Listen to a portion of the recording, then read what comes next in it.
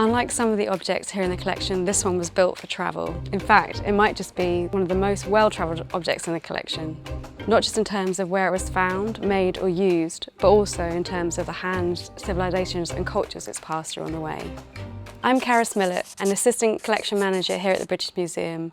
And for the last year, I've been working on preparing and packing a loan of nearly 90 objects for their journey to the CSMVS Museum in India, Mumbai. This is the story of a 4,000-year-old Egyptian model boat told in 3 journeys.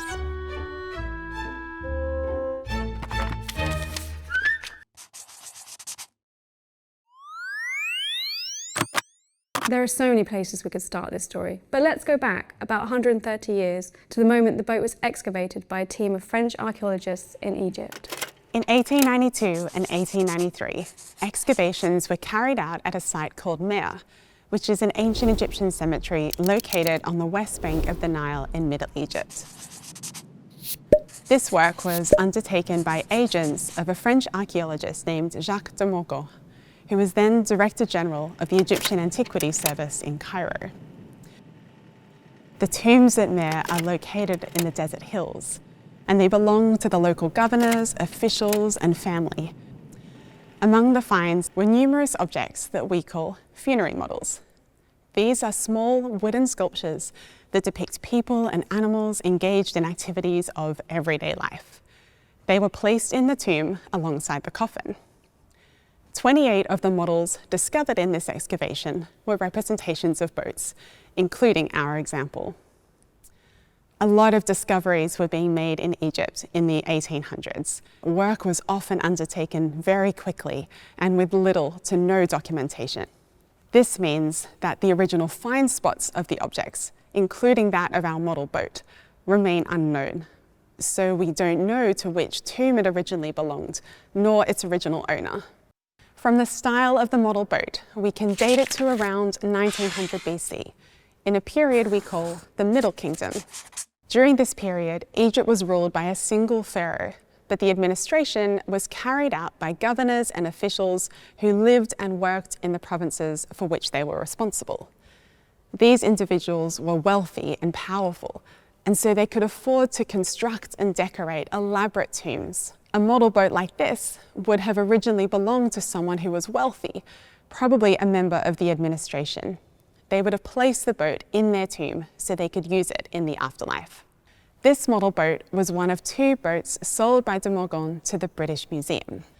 With the sale of the 2 model boats to the British Museum, they undertook a journey from Egypt to England.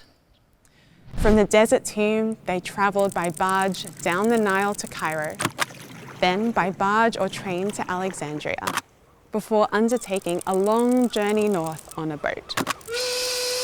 After a month at sea, they undertook the final stage of their journey to London. The 2 model boats arrived at the British Museum no later than April 1894, at the height of Victorian Egyptomania. The model boats offered the English audience a visually appealing glimpse into life on the river in ancient Egypt. So that is how this beautiful model boat found its way to the British Museum. Since arriving here, it's been on loan to numerous locations across the world, such as Singapore, the US, Norway, Abu Dhabi, Bonn. It's an incredibly well-travelled boat. But what was this boat for, and why would someone be buried with it in the first place? The ancient Egyptians believed that in the afterlife, they needed access to the same sustenance and services they enjoyed during life. So they created tombs that would provide what they needed for eternity. Art in the tomb was functional. It was believed that what was depicted would magically come into existence and provide for the tomb owner's well-being in the afterlife. So this model boat had an important role to play. Travel on the river was just as important in the afterlife as it was during life. The ancient Egyptians understood the landscape of the afterlife to be like that of Egypt. They called it the Field of Reeds. The Nile was central to ancient Egyptian life and was the best way to travel. So travel in the afterlife was undertaken by boat on the river too. So this model boat isn't simply decoration in the tomb. It was made to undertake an eternal journey on the rivers of the afterlife and would provide the deceased with the ability to travel forever. Now we are on to the third and most recent journey of this boat. Travelling from London to Mumbai as part of a huge loan to CSMVS Museum. Yeah, keep going straight back. Yeah, keep going, keep going, keep going. So we're in the middle of packing this boat for CSMVS. It's going to travel all the way across the world to India. So we need to make sure it's packed properly for loan. We're also used to packing these kind of objects for loan, but each one's always very slightly different. The concerns with sending an object like this abroad is anything can happen in travel. Vibrations, movement within the crate, change of environment, humidity. All these things we try to take into consideration before the object goes, so we know it's stable to be sent, and we'll adjust our packing methods to make sure the object is packed the best way possible for any of those incidents that might happen. Every object we work with is very different. There's no two of the same. So that means that everything we do for those objects, whether it be the packing or the mount design, we have to make it bespoke. Even though you might have worked with a similar material or a similar object before, they're not the same and they will react differently, they'll fit differently, they'll have different materials or different constraints that you have to work around, which is exciting, but it also obviously brings its own problems every single time. Everything is so different. I've just got to finish making the support for the sail here, which I've made. I just need to fix in place, and then we'll do the same for the other side so that the sail is supported at either side from moving this way. So I'm just sticking all these bits of foam together.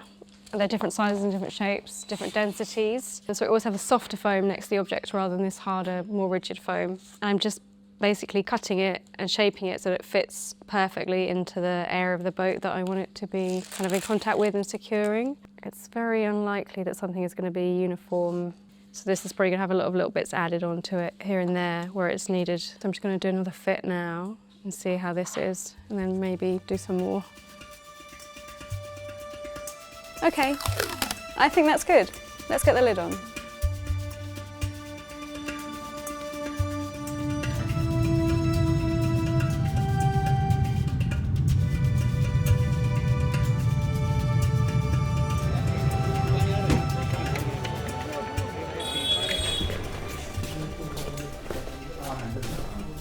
I actually feel quite nervous now.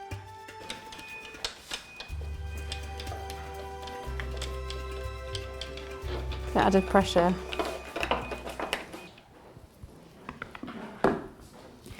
Well, this is the moment. Whilst I'm confident that our packing has done its job and everything's gone to plan, there's always a slight sense of dread, nervousness, when an object's travelled over a few thousand miles to get somewhere. But let's have a look and see how it is inside.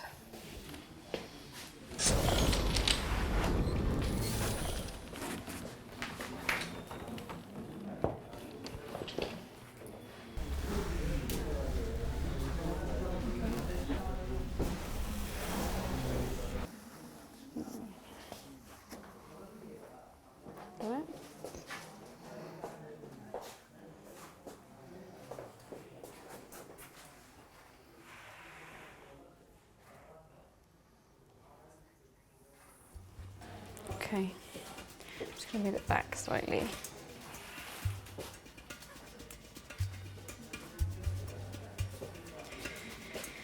Okay, there is a lot of photos for condition checking this. So these are the condition reports that we use as the check for the condition. So we condition check the object before it leaves London. We write these reports of its condition, and then when we arrive here we check it again to check that it matches everything. And then we also have photos to accompany it, and we look at the photos and check the report that's been written to see if everything's still the same. Just the conservators at the venue will also check, and then we'll sign the condition reports to say that we're happy with it and it's, you know, the condition's fine for display basically.